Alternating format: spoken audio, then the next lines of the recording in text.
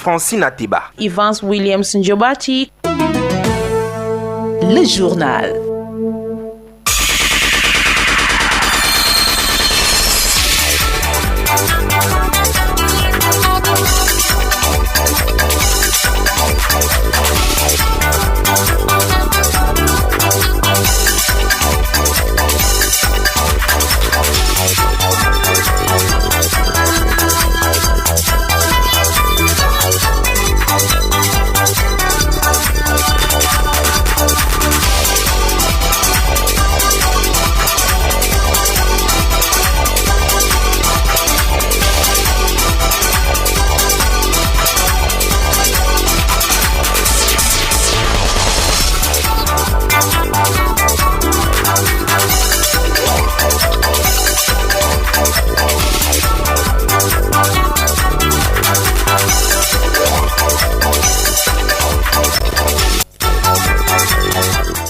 Mesdames, Messieurs, bonsoir et bienvenue au Journal Bilingue du 18h sur Royal FM. Je suis en compagnie d'Ivans Jobati. Good evening. Good evening, Francine Ateba. Hello, distinguished listeners. Let's treat you to the headlines.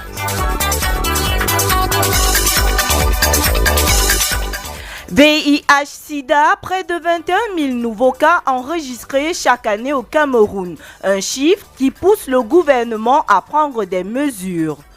Consommation de l'énergie électrique, des opérations de coups de poing de lutte contre la fraude vont s'intensifier sur l'ensemble du territoire national. And in sports, 2 delayed match day 3 games of the Elite One Championship have been staged in Yaoundé and Bamenda. These after the 5 games yesterday that produced fireworks nationwide. Stay tuned as we dissect all of these news in this bilingual evening prime time. So be with us.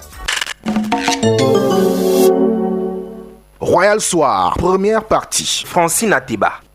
Fête de la jeunesse, plus que 5 jours pour la célébration. Encore faut-il en maîtriser la thématique de cette 60e édition par les jeunes. Et nombreux sont-ils dans la rue qui peinent à citer le thème. Vous étiez les rencontrer sur le terrain. Que disent-ils ? Dorine Bimi, reportage. Cette édition de la fête de la jeunesse marque un jalon important, plaçant les jeunes au centre des attentes de l'État pour un Cameroun prospère. Et dans les rues de la cité capitale, les jeunes ignorent totalement le thème. Je ne connais pas. Mais tant moi, je connais pas. Non, on n'a pas le courage. Pourquoi tu ne connais pas? On n'a pas encore commencé à le connaître. On commence le 10. Non, je ne connais pas. Je ne connais pas. Non, je ne connais pas. Et pour d'autres, les mots peinent à sortir, mais formulent tout du moins une phrase. Je pense que, bref, il y avait quand même jeunesse. Ça promouvait, c'était pour promouvoir la jeunesse et l'insertion nationale, je pense bien. Mais pas trop. Il y avait jeunesse et promotion de, je ne sais pas où c'était, de la paix ou bien, je ne sais pas. Il y a intelligence artificielle dedans. C'est vrai, intelligence artificielle pour la jeunesse. Le thème de la 60e édition de la fête de la jeunesse 2026 au Cameroun révélait ainsi jeunesse au cœur des grandes expériences pour un Cameroun uni, stable et prospère, suscite malgré tout un intérêt pour les jeunes. Que nous devons arrêter de faire la guerre et s'entraider entre nous. Arrête de prendre on se concentre à nos études, bien fait.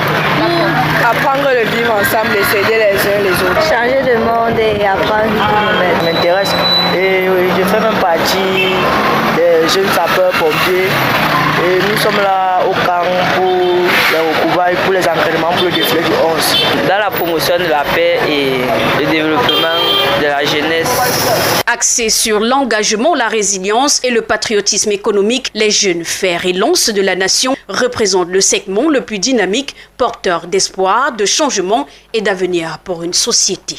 Loin des milieux scolaires et universitaires, mais répondant encore aux critères de l'âge, cette catégorie de jeunes s'occupe à des activités génératrices de revenus de divers ordres.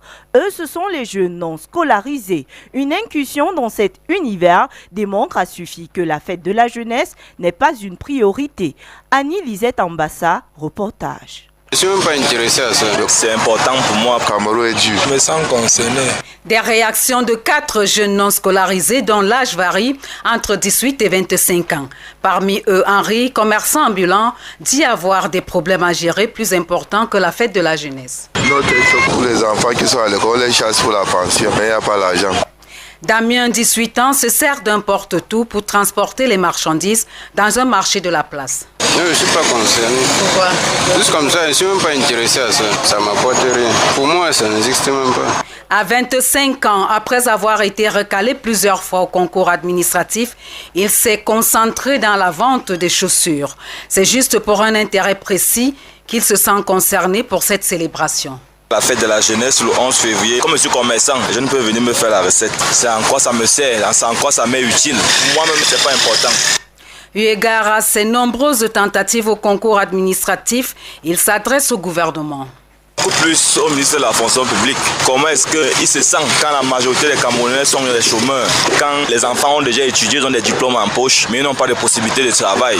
Comment est-ce qu'il peut faire pour remédier à cela? Parce que c'est vraiment frustrant. Après ses études en classe de première, Arnaud s'est engagé dans la pratique du football. La fête de la jeunesse lui parle et il participe d'ailleurs aux activités en cours à travers le sport. Sa doléance au ministre des Sports et de l'Éducation physique. Il y a beaucoup de choses qui manquent, comme les stades, les joueurs qui ne sont pas payants. Il y a beaucoup de trucs qui manquent dans le football, en général dans le sport. Que le ministre essaye d'arranger cela. La fête de la jeunesse est le 11 février 2026, l'apothéose.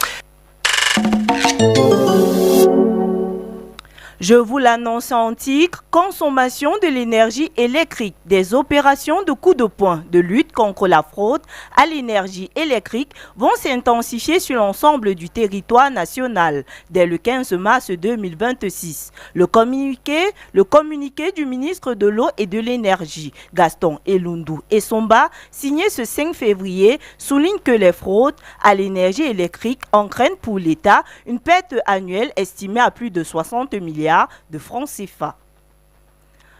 Tension au port autonome de Douala, la SGS obtient gain de cause. La société suisse a finalement été adoptée par les responsables du port comme structure chargée de scanner les marchandises. Chose qui met fin à une tension qui pousse beaucoup à questionner l'intérêt économique d'une telle bataille. Les éclairages avec l'éditorialiste, chef d'ex économique Yannick Ngelewi.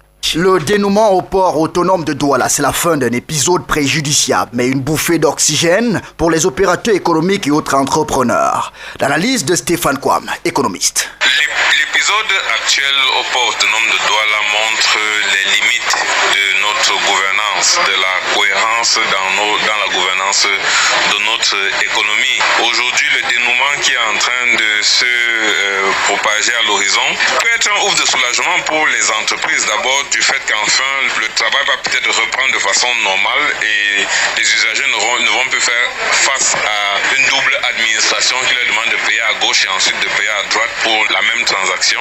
D'un point de vue structurel, que gagne l'économie nationale? Autant d'énergie déployée pour le contrôle du port de Douala, on dirait que la souveraineté économique nationale est en jeu. Pourtant, ça laisse un petit goût amer parce que nous avons vu malheureusement ceux qui nous dirigent s'arc-bouter sur une affaire qui peut peut-être profiter plus à l'État qu'à nous-mêmes, les citoyens et les agents économiques.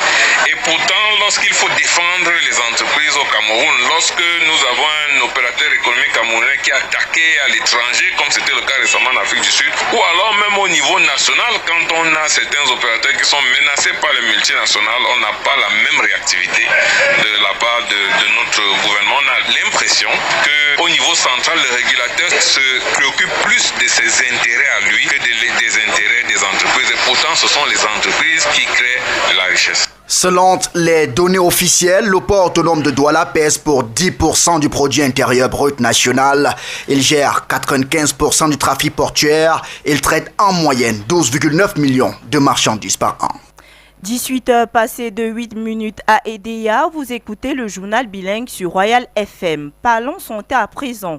VIH-Sida, la riposte se poursuit, mais le risque demeure. Près de 20 000 nouveaux cas sont enregistrés chaque année au Cameroun. L'enquête de la Cameroun Population Base HIV Impact Assessment 2024-2025 révèle les progrès, mais une forte vulnérabilité chez les femmes et les jeunes. Selon Campia, la prévalence du VIH-Sida est de 2,6% chez les personnes âgées de 15 à 49 ans.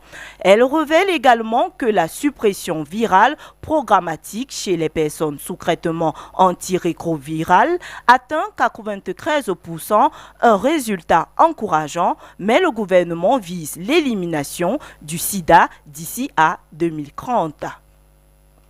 Parlons politique à présent. Les institutions nationales africaines des droits de l'homme sont en conclave à Yaoundé dans le cadre de la 15e conférence biennale de leur réseau. Les travaux de 2 jours organisés en partenariat avec la Commission des droits de l'homme du Cameroun se tiennent dans les locaux du Conseil économique et social. Jean-Marie Anaba, chef d'ex politique éditorialiste, parle des grands enjeux de ce conclave. Convoqué conformément à l'article 56 du texte fondateur du réseau des institutions nationales africaines des droits de l'homme, la conférence biennale constitue une plateforme continentale essentielle de dialogue, de réflexion et d'action collective sur les enjeux prioritaires des droits de l'homme et des peuples sur le continent. L'édition 2026 met en lumière les caractéristiques distinctives du système africain des droits de l'homme et des peuples. La 15e conférence organisée à Yaoundé en collaboration avec la Commission des droits de l'homme du Cameroun se veut une rencontre de haut niveau qui réunit les membres du gouvernement, les présidents des mécanismes africains des droits de l'homme, les présidents et hauts responsables des 46 institutions nationales africaines des droits de l'homme, du Haut Commissariat des Nations Unies aux droits de l'homme, du corps diplomatique, des organisations de la société civile, ainsi que des experts et praticiens des droits de l'homme venus de l'ensemble du continent africain et d'ailleurs. Au cours des 2 journées de travaux, les participants prendront part à des présentations d'experts, des séances plénières et des travaux de groupe visant à renforcer les capacités des institutions nationales des droits de l'homme, à favoriser l'apprentissage par les pairs et à approfondir la collaboration avec les mécanismes africains de protection des droits de l'homme et le Parlement panafricain.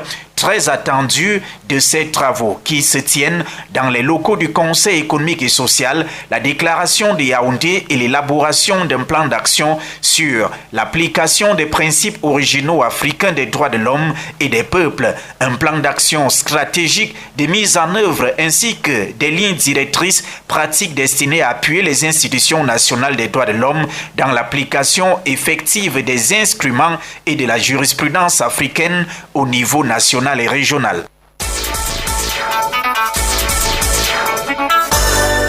La page internationale.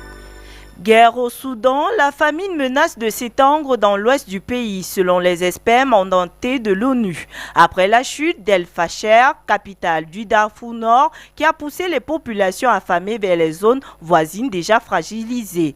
El Fasher était le dernier bastion de l'armée au Darfour, tombé en fin octobre aux mains des paramilitaires, des forces de soutien rapide. Les seuils de malnutrition aiguë ont été dépassés dans les localités d'Umbarou et Kernoa près de la frontière tchadienne. Des personnes déplacées font la queue pour recevoir des repas au camp Tobo dans le comté du Soudan. Rappelons que la guerre meurtrière entre l'armée et le FSR ravage le Soudan depuis avril 2023. Près de 3 ans de guerre, des dizaines de milliers de morts, déracinés environ 11 millions de personnes, provoquant ce que l'Organisation des Nations Unies qualifie de crise humanitaire au monde.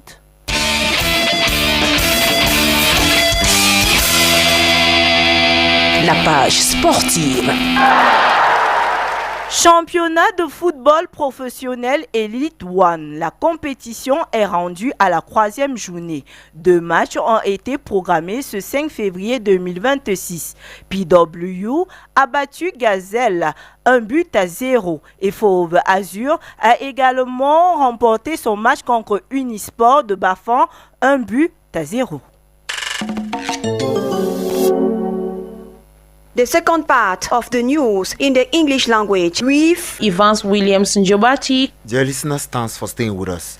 The Ministry of Youth Affairs and Civic Education has opened a youth village at the National Museum in Yaoundé today as part of activities marking the country's 60th National Youth Day. The event, which brought together young people and senior government officials for sectorial discussions focused on youth participation in national development. Officials say the initiative seeks to strengthen dialogue between young Cameroonians and policymakers in line with this year's theme, Youth at the Heart of Great Aspirations for a United, Stable and Prosperous Cameroon. The Youth Village will serve as a platform for civic engagement, innovation and exchanges, allowing young people to raise concerns and propose solutions on key national issues. And still with the Youth Day in focus, as Cameroon gears up to celebrate the National Youth Day in a few days, we look at the status quo and anticipation of the youth. Our reporter Ngang Nadej took to the streets to ask some Cameroonians youth if they know this year's theme and whether it resonates with them in this report. Boris shares a similar view, stating that the government often makes promises to support the youth but fails to deliver tangible help. I don't know the theme of this year's National Youth Day because it doesn't concern me anymore. And not only that, because each time they bring up things that may favor or be in favor for the youth, you will come to realize that those same youths that government keep on announcing them as the bright future of tomorrow, you will see them hawking out, being bike riders, truck pushers, and so on and so forth. So he adds that instead of focusing on the celebrations, he is prioritizing finding opportunities to improve his life. I, as a youth as well, it has been quite difficult and puzzling on your own side, doing some kind of odd jobs of which you have the government to sustain you and provide you a better future. So that I don't know and I don't have time for that anymore because I have to face my own life and see how it goes with me. Conversely, Ricky is still engaged and aware of the team and its significance even though they are no longer a student. The theme of the Youth Day this year is Youth at the Heart of Great Expectations for a United, Stable and Prosperous Cameroon. As said by the Ministry of Youth and Civic Education, the choice of this theme reflects the national emphasis on the role of young people in building Cameroon's future. 6 days from now, the 60th edition of the National Youth Day will be celebrated across the country since its inception in 1966. Annually celebrated on the 11th of February, the day originates from the 1961 plebiscite in West Cameroon.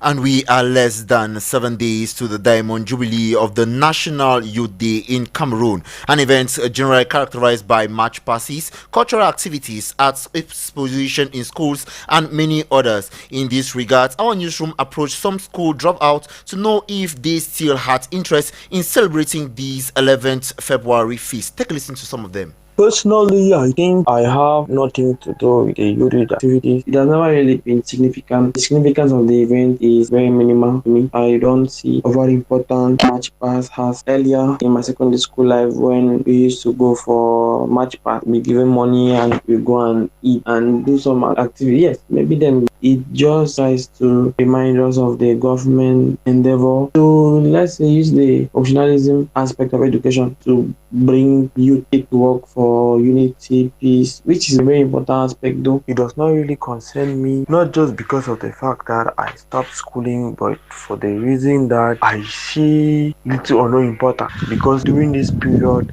it is noted that many people do not go to schools to learn. Many people go and carry out different activities. Many extracurricular activities is carried out. It also falls at the same moment with bilingualism week, making the children to participate in many activities. The aim of the government is just to make us to avoid fighting each other and stuff like that, but if it doesn't have any impact on our well-being, do not consider the Youth Day celebration. Though the importance is not related to the march past, but the interactions that occur within the youth. See schools go and play against other schools, carry out different activities. These activities are of a very great importance to the student, consciously or unconsciously. Some people get to meet their wives, some people get to meet their husbands, some people get to learn skills.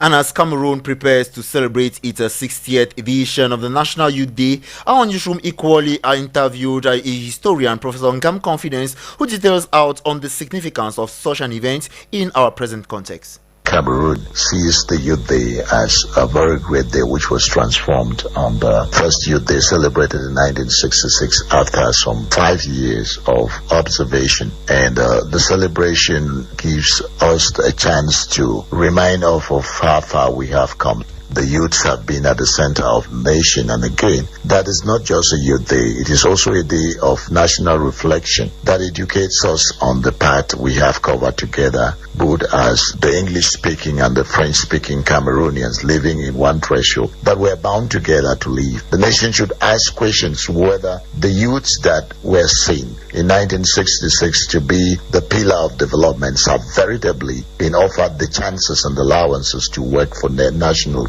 Professor Ngam Confidence is a political scientist lecturer at the University of Bamenda. In prelude to the National Youth Day celebration, several activities leading up to the day are always organized. One of them is sensitizing youths about the importance of learning their mother tongue. Fiona Crispin Brigade's Reporters Brigade Director Dex spoke with some parents on whether or not they teach their offspring their mother tongue and why it is important for them. She compiled the following report. The mother tongue, or the first language, is also known as a native language spoken by an ethnic group. To some parents, it is very important that their offspring understand and speak their mother tongue. Mama Juliana has taken it as a challenge to teach her 6 children the mother tongue for some reasons. It's very, very important to know your mother tongue because there are certain things that you cannot discuss in the midst of people that are hearing the language that you are speaking. When you understand your language with your children, even if you people are aware, population is there, you are capable to discuss with your children and understand yourself. And if there is danger that is coming towards you people, then you talk through your dialect and you people will be safe. Despite the limited knowledge Grace has about her mother tongue, she has resolved to teach her daughter the little she knows. The little I know, I transmit it to my daughter. And this is because I believe that she needs to have a good base mother tongue, as it represents one of the ways to get easily in touch with her culture. Susan, on her part, attests it will be challenging for her kids to learn their mother tongue due to the fact that I was not fortunate to have learned my mother tongue, so I can't say I will be able to pass on that culture to my baby. However, there are some persons who are out there to make sure that the mother tongue doesn't disappear. So they organize classes for that, and I intend, when the time is right, to register my son for those classes, hoping that even if I was not able to learn it, at least he will be able to learn it and the culture will continue. It is worth noting that Cameroon is home to at least 250 languages, with some accounts reporting around 600. Fiona Crispin is Royal FM's head of Reporters Brigade. And if you're just tuning into Royal 88.4 FM, we are some 22 minutes past the hour of 6 p.m. and this is the Evening Bilingue newscast. We're beaming live from Thompson Studios of Royal 88.4 FM. We'll now move into economy. Calm has returned to the part of Douala after weeks of tension surrounding the scanning of imported goods. The general manager of the Douala Port Authority has moved to implement the Prime Minister's decision, bringing the dispute to an end and reopening debate on the impact of this crisis. Resolutions on Cameroon's economy. Now, is there a possibility for confidence to be resorted among economic operators and for Cameroon to recover from the recent crisis? Jeffrey Tachum spoke to an expert in economy and now reports. According to Valerie Asundeb, there are high chances that the Prime Minister's decision instructing the Ports Authority to maintain existing contract with the scanning company for the next 6 years will restore confidence within economic operators. We're talking about legal and contractual stability. Now, economic operators value predictability. Upholding a long-term contract avoids abrupt changes, reduce litigation risk, such as potential penalties for breaches, and signals respect for international partnership. Now, the second part. And in terms of potential gains that the Douala Port Authority could generate, the economic experts points out trade facilities and cost reduction for operation, among others. You'll see that Douala handles the bulk of Cameroon import and exports. Efficient scanning, it's better. It's something that will be potentially boosting the customs revenue and reducing under invoices. The second one is cost reduction for operation. Ending uncertainty avoids surcharges. Everybody knows this. Double payments and rerouting cargoes. Now, the industrial groups have warned of production threats from delays, resumption, supporting manufacturing and exports. However, the full benefits are not guaranteed yet due to ongoing policy implementation challenges. If the SGS operation resume smoothly and transparently, confidence should rebound quickly. If residual tension persists, that is from prior institutional rift, short-term gain could be limited. So overall, by ending weeks of tension and prioritizing continuity, the decision appears to be a pragmatic step towards stabilizing a critical economic artery. As activities gradually return to normal at the Douala Port Authority, attention is now turned towards the real impact of the Prime Minister's decision. Beyond ending the administrative rift, question remains whether Cameroon's economy will come out stronger and witness tangible benefits. In more economic news, the Cameroon Economic Policy has organized a one-day training workshop under the theme Certification and Agro-Industrial Competitivity under the Free Trade African Continental Zone. The roundtable discussions gathered various participants made of cooperative unions, think tanks, and small-size enterprises who shared their ideas in regards of the challenges faced in the process of getting a product certified by the Norms and Quality Regulation Agency. Henry Kwam is the director of the institute who spoke on the microphone of our reporter Jeffrey Tachum. The objective of this training, this working session, was to raise awareness about the need to certify products before they're traded in the internal markets in Cameroon, but also for exports. You know, in 2018, Cameroon signed the African Continental Free Trade Area.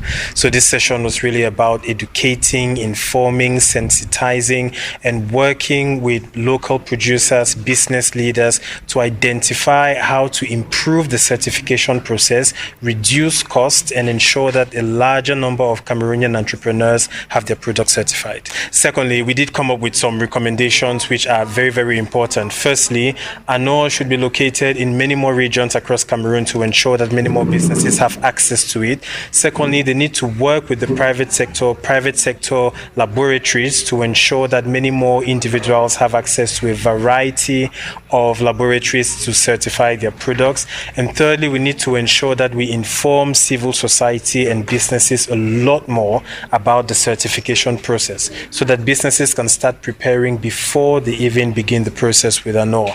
Finally, it was important for us to outline that although there are already subsidies given to companies under the finance law and several reforms have been taken to improve the sale of locally made flour, it's important for the government to subsidize some of the costs because it's currently expensive and it could range between 400,000 to 1.2 million. So it's important that at least 25% of the cost is subsidized for entrepreneurs to encourage many more entrepreneurs to certify their products. The National Institute of Statistics has held its annual meeting of Central and Regional Service Heads today and tomorrow to mark 25 years of statistical work. The event at the headquarters of the institution in Yaoundé held under the theme NIS 25 years of statistical commitment, consolidating achievements, anticipating challenges, and preparing for the future. Now move to sport at some 28 minutes past the hour, 6 p.m. with the Women's Super League set to resume in just a few days. Fecafoot and its major partners held a ceremony yesterday to distribute vital equipment to the 12 competing teams. The support package included 600 jerseys, 340 footballs, and 600 sports bags to ensure clubs are match ready. Each of the 12 participating teams went home with 50 jerseys, 28 balls, and 50 bags each. Meanwhile, this Saturday, the under-20 Lionesses will be facing the under-20 Mars of Botswana at the Olembe Omisport Stadium, counting for the first leg third round qualifiers of the 2026 World Cup in Poland. Looking at the 25 players called up for this game, Coach Hassan Bala girls, our newsroom caught up with Lawrence Kedi, who makes an observation. Looking at the list of Hassan Bala, the interim coach of the under-20 Lionesses, could not say that these are the best players because they is not running. The Women's Super League will begin this weekend. We haven't had time to really watch these players in action, and that's why on the list you are going to find a couple of players, about 9 or 10, coming from the inferior leagues, mostly academies. It's a mixture of players who played the under-17 recently in the likes of Ange Tanzano of François FC and Tiwa Melong Lis Fresh of Lekie Football Fee. I mean, it's just a graduation of these players from the under-17 to the under-20 category. They have played the under-17 World Cup. They have the experience. It's natural that Hassan Bala, who was assistant at the level of the under-17 World Cup, now takes them for the under-20 World Cup qualifiers. It's a natural progression for most of these players with some reinforcement from academies, from the regional league, and the fact that we haven't had a running championship has made it difficult for Coach Hassan Bala to really get the best of the best. But so far, he's going to begin with this list, and we'll see what happens next.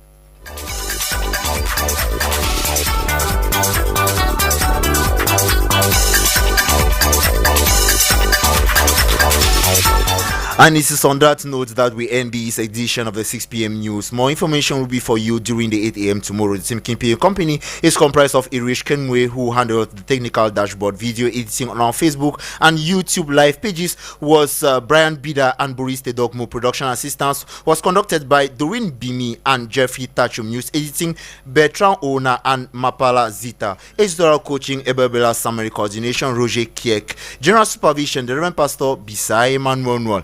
At the anchor, my name is Ivan Sudev Jobati and I was beautifully accompanied by Francine Ateba. C'est la fin de cette édition du Journal Bilingue sur Royal FM. Merci de nous avoir suivis. Le prochain rendez-vous avec l'information, c'est à 8h. Mais à présent, accueillons tout simplement le présentateur de l'émission Culte. On refait l'actu. Jean-Jacques Foucault, bonsoir.